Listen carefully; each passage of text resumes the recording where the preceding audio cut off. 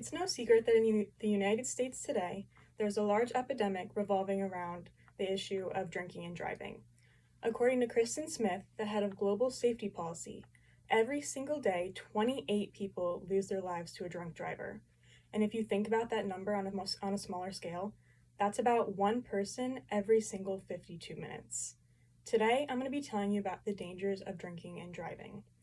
I'm credible to talk about this topic because I've done extensive research and viewed studies and statistics comparing sober driving to drunk driving.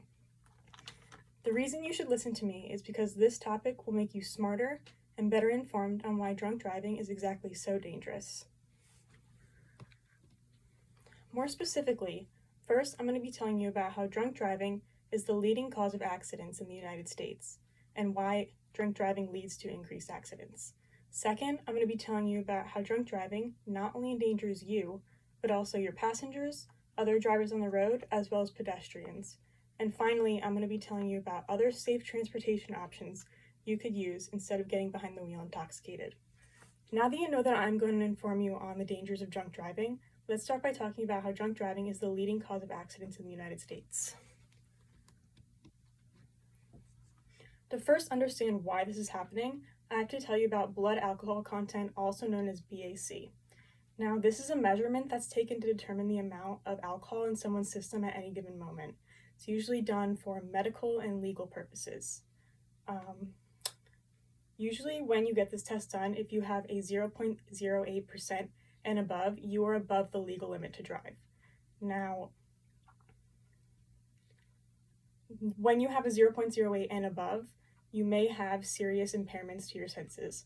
For example, your vision may be affected, you may see glares on your eyes, your visual tracking will be off, you will have bad attention performance, steering inaccuracy, as well as bad parking performance. And these are just some of the things that lead to fatal injuries and even death in the cases of drinking and driving accidents. These specific things are usually more prominent within younger and middle-aged people, specifically between the ages of 18 to 30 years old. According to Ralph Hingston and Michael Winter of the National Highway Safety Administration, there are about 82 million drinking and driving trips in 1 year, and each of these cases have a 0.08 blood alcohol content and higher. And out of this 82 million, about only 1.5 of these trips end in an arrest and consequences to the driver.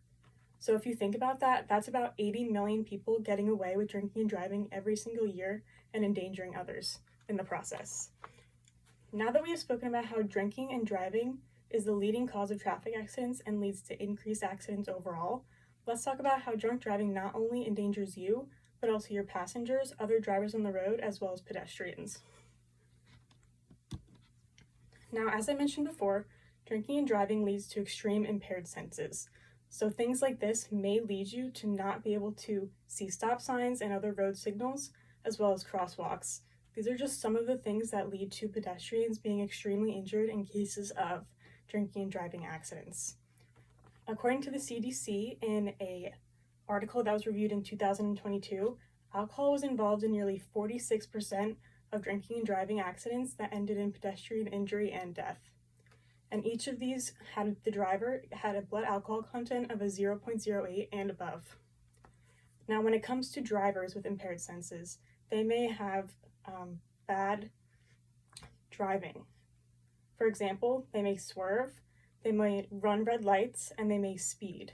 Now, these are just some of the things that are endangering the passengers in the car, as well as other drivers on the road. According to Wesley Starnes and Catalina Copps, as well as Mark Johnson, in a study that was published in 2021 on the negative effects and decisions to drink and drive, 87.8% of the participants that were involved in their study admitted to getting in the car and driving less than 2 hours after a night out of drinking. And this was within a 6-month period. Now, what this can tell us is that drinking and driving is a lot more common than we think it is. And it's happening a lot more than it should be. Now, after hearing about how drinking and driving not only endangers you, but also your passengers, other drivers on the road, and pedestrians, let's talk about other safe transportation options that are easily accessible that you can use instead of getting behind the wheel intoxicated. Now today we are lucky enough to be able to have a lot of different outlets that can get us from point A to point B without having to get behind the wheel. For example, we have many rideshare options that have been released, for example, like Uber and Lyft.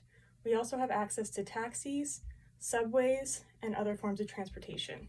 These specific things come at a decent cost and they don't involve any driving, which is the most important aspect. You'll arrive more safely than you would if you were to get behind the wheel. You will also arrive at your destination in a decent amount of time. Now, these rideshare apps like Uber and Lyft are actually proven to cause fewer accidents and have caused fewer accidents in the years that they have been released.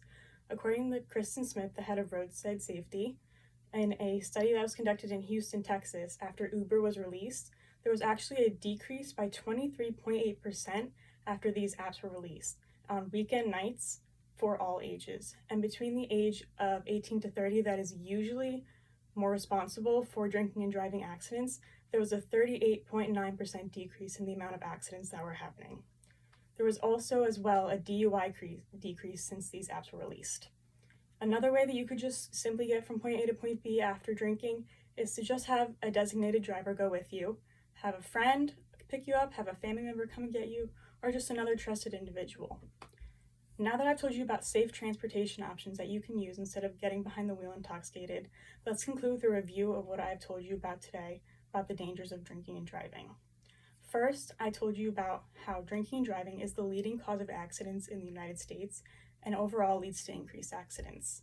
Next, I told you about how drinking and driving not only endangers you, but also other people in the car, as well as other drivers on the road and pedestrians.